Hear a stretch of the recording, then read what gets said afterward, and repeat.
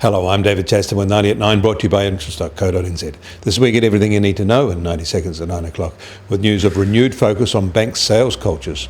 But first, the flash durable goods orders report for the US for August has come in better than expected. A decline from July was expected, but in the end, data level pegged the previous month. There were revisions to the July data, however, generally marginally lower. Bank culture, especially around sales targets and bonuses, is in the spotlight again. The Wells Fargo Bank Board has stripped its CEO and another senior manager of their unvested equity awards worth more than $50 million and said they will not pay their salary while they investigate the bank's sales practices, which have brought major reputational damage to their bank. They have lost their 2016 bonuses as well. This action comes days before CEOs of the big four Australian banks appear before the Economics Committee in Canberra to face questions about their own sales practices and bonus cultures. Wells Fargo's actions will embolden the Australian parliamentary inquisitions.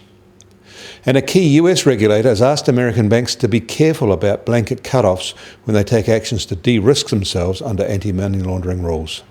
The regulator is concerned about the impact on entire groups of customers or countries in riskier parts of the world, and he said he will issue guidance on how this is to be approached. In Germany, there are real concerns about the viability of their biggest bank, Deutsche Bank.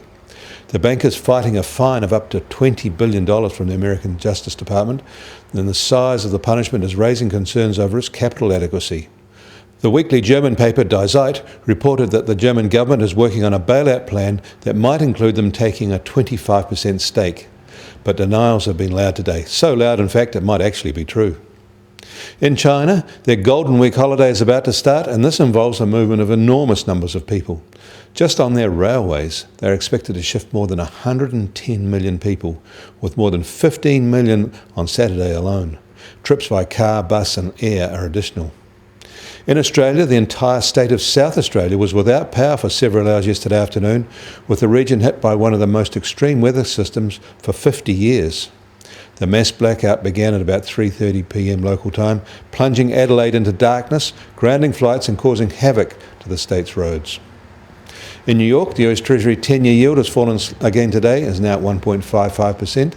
US benchmark price for oil is up $1 today, now just under $46 a barrel, while the Brent benchmark is now just under $47.50 a barrel.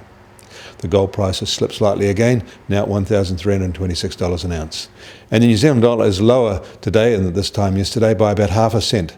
Now at 72.5 US cents. On the cross rates, it's at 94.7 Aussie cents, 64.7 Euro cents, and the TWI is at 75.5. I'm David Chaston, and that was 90 at 9, brought to you by interest.co.nz.